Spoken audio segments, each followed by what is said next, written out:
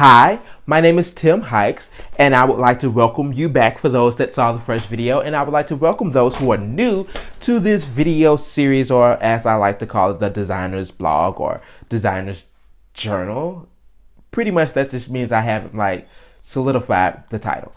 But today I'm going to have a conversation with college students. I'm just going to give you the heart-to-heart, face-to-face, and all that other stuff that you can call it when you sit down and talk to somebody seriously about an issue that you're passionate about. So, you might have heard me say in the last videos, for those that saw the last video, that I'm a recent graduate of the University of Missouri St. Louis. I graduated last May 2015.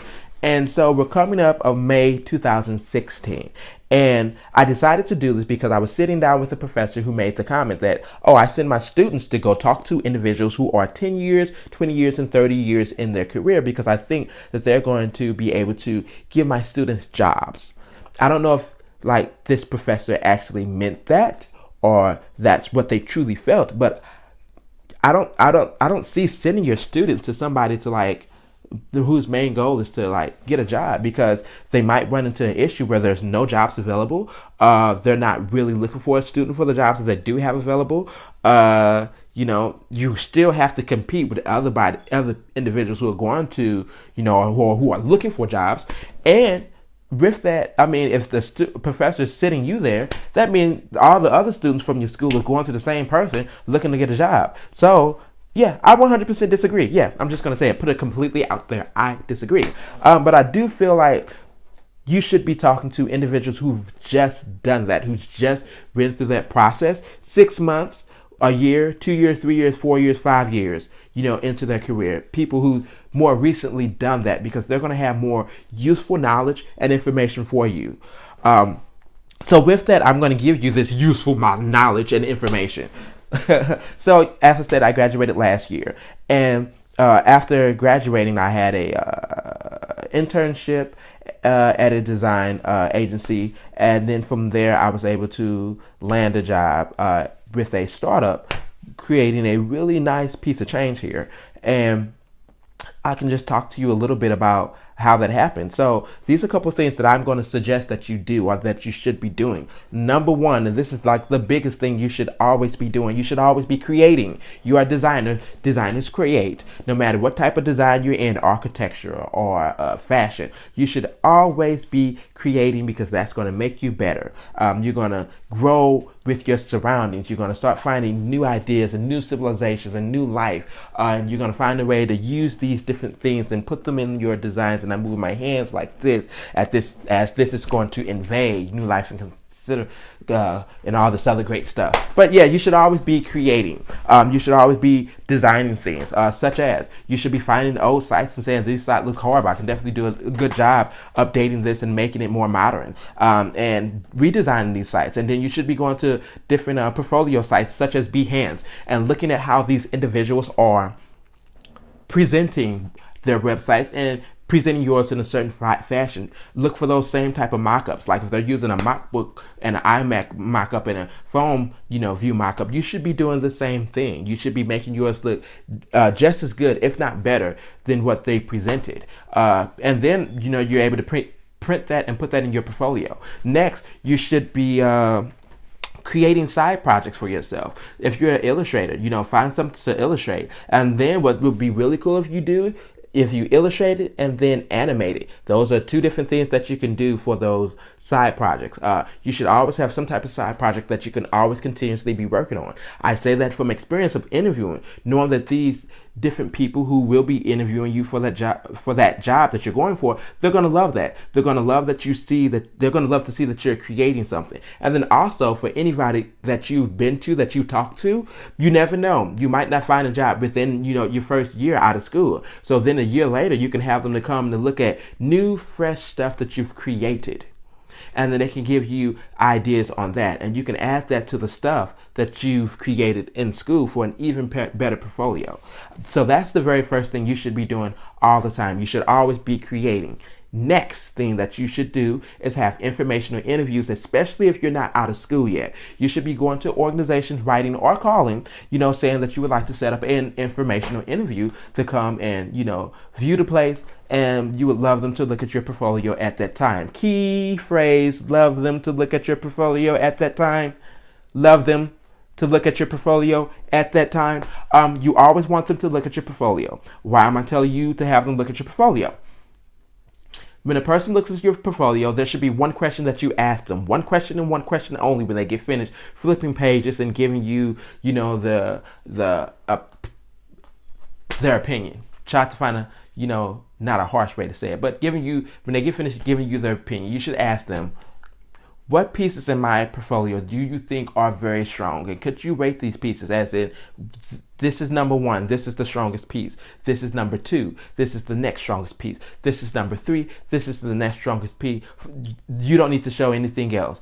These other ones I think you should take out. You need that information, and you need to start to collect this information from at least 5 to 6 individuals to know what pieces are truly strong and what pieces are not. And then you're able to design your portfolio in a fashion where you can start strong and finish strong, or you can start medium and work your way up to, as my little niece like to say, that pizzazz, that wow factor. You're able to only present stuff that's strong and really represents you. That's the main reason I would say having that information and interview. And then secondly, you get to know people who've already working in the field. You can see these organizations, and the best thing that you can take away from looking at an organization is the culture in the organization, seeing how they dress, seeing how they talk, and knowing what type of work they produce. That would be awesome and great for you to know, especially the culture. Say if they have a position open and you sit in a room with all these people who are dressed up and their Sunday's best, and you come business casual because you know the culture. You just put yourself ahead of all of them. And if they ask you, why did you, present yourself a certain way, or why you look that way? Well, I did some research on learning the business culture. So I wanted to definitely make it look like that I already fit in with the research that I received. Just gave you some great stuff there. You should use that totally if they ever ask you that question. The next thing I would suggest that you do is, if you live in a city that has staffing firms, you want to use them to your advantage. Staffing firms do the work for free. Yes, I just did that like I had very long hair. Staffing firms, they do the work for free. Allow them to sign you up. Go inside, get signed up and let them look at your work, because they're going to review your portfolio, because they need to see what they're selling. I mean, this is Creatives on Call. This is the Creative Circle. This is Robert Half. They're going to need to see your pieces. They're going to go through, review them. They're going to tell you what pieces they think, need some more work on. They might actually tell you to start creating more work, which would be a wonderful thing. And you get your portfolio together. Second thing that you're going to need to do, if you haven't done it, I didn't do it, is your resume needs to be designed. We're designers. We should have a very well-designed resume. I just thought I could just present a regular Word document resume and put it in a PDF format and just send it out. But clearly, that's not what people and employers like. So definitely take that time and opportunity to design your resume. And something that I was told not to do in school is not to put strengths and weaknesses into your resume, those little graphs, those little bars and those circles saying, I know Illustrator, you 98%, I was told not to do that, because why would you not put yourself 100% at all these other things? Well,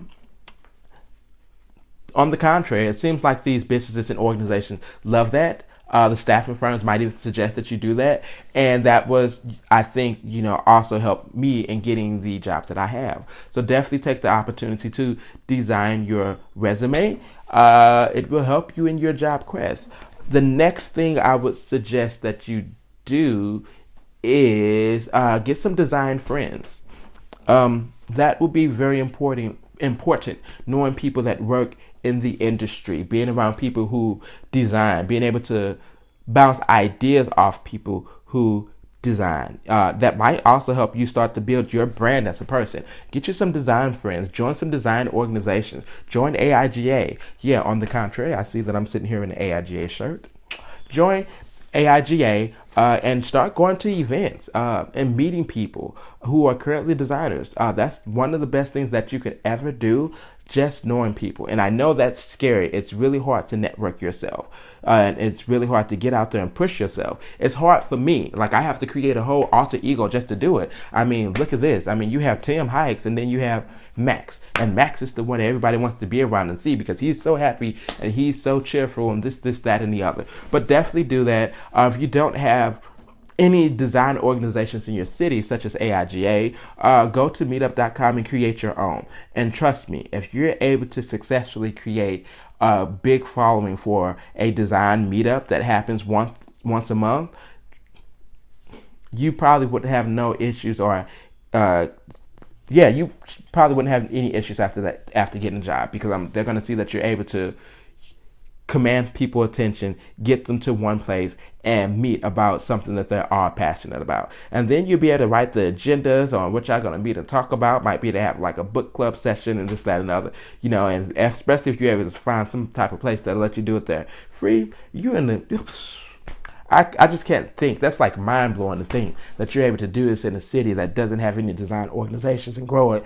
And you might be able to just start an AIGA chapter there, after you grow these design followers. Who knows? These are just ideas I'm throwing out.